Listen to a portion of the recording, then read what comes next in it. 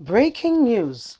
Drama as counter protests break out as Nigerian embassy in New York. Hello, my wonderful people. Most of you would have seen by now that some of the people doing the counter protests are not even Nigerians.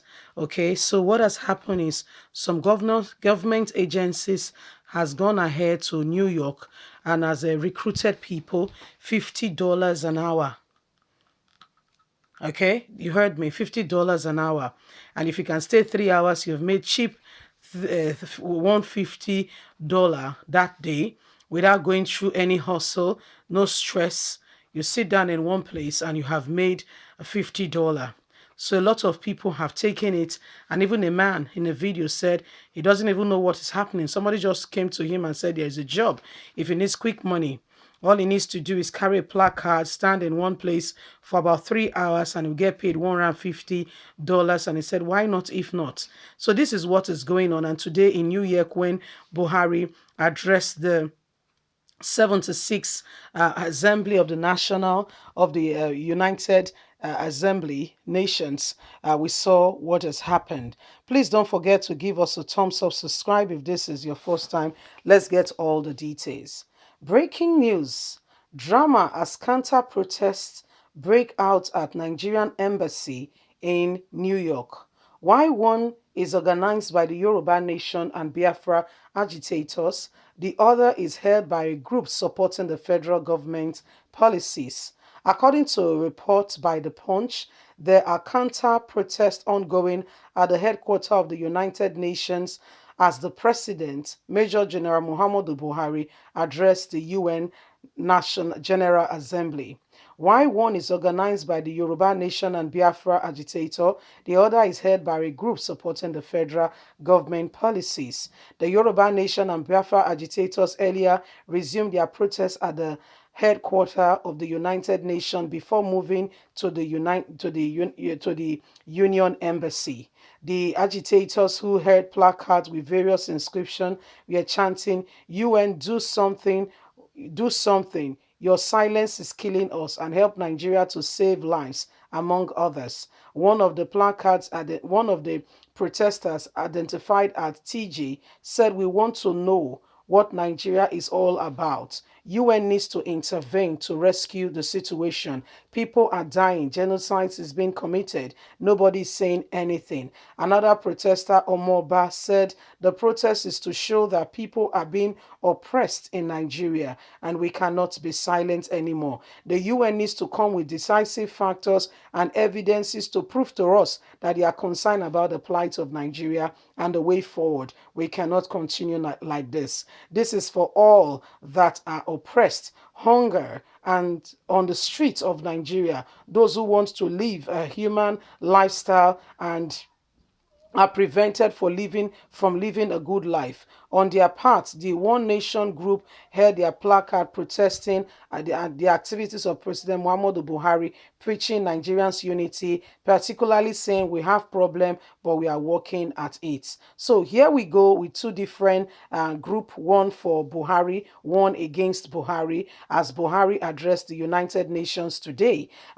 We can see that these people have well been organized to come and carry out all these activities. And as you can see, why some do not even understand or have a clue of what is going on in Nigeria, because they were never Nigerians in the first place. You see, they don't even know what is going on with a common man on the streets and all that is happening. Anyway, they've been paid, and all they can do is carry out the inscription written on their placards, and they get paid. So why not, if if making money is that cheap for 3 hours and you get paid? So today there was counter, protest there. We saw yesterday that they stepped up the protests. The Yoruba Nation and Biafra's agitators were using vans. Yeah, the vans had, were showing the words saying we need help in Nigeria and that the UN should answer. At times, I feel like the world leaders, are not very particular about the issues prevailing, and particularly going on in countries.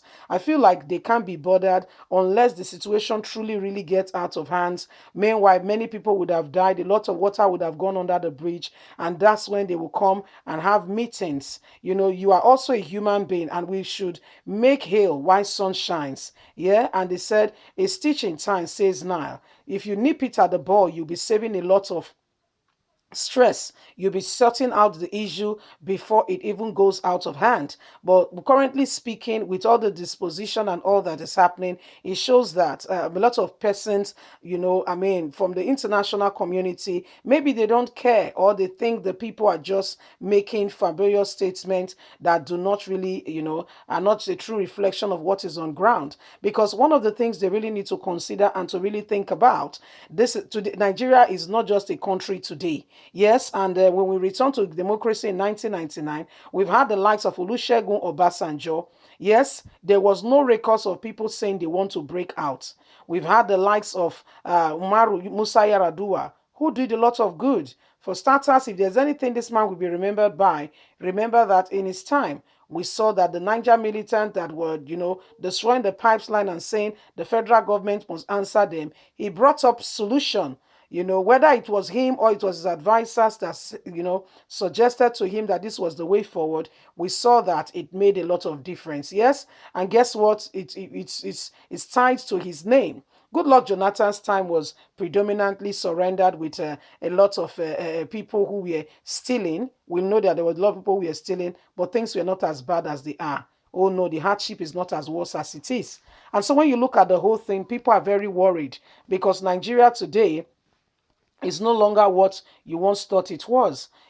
People have come up with a lot of things here and there, and a lot is expected from the government, but sadly, they don't take responsibility. You see, they prepare for such meetings, they go there and they speak English, but really, truly speaking, it's not reflecting the true nature and what is really on ground and what the people are feeling. Yes, and so I feel that, I mean, if they want to really know the truth, other international bodies, at one point or the other, have come up with, issues of what is going on in Nigeria, genocides, oppression, a lot of things going on. And really, truly speaking, these are some of the things they should address rather than just listen to Buhari's speech and really do nothing about the situation on ground. So you see why these things are happening is a call for us to recognize that some of these people, we should ask ourselves, do they really care, or we are just thinking that our help will come from a man? Leave us a comment. We'd love to hear from you. Please don't forget to like us. Please share, subscribe, click on the notification button so you can get all our latest news. God bless you. Bye for now.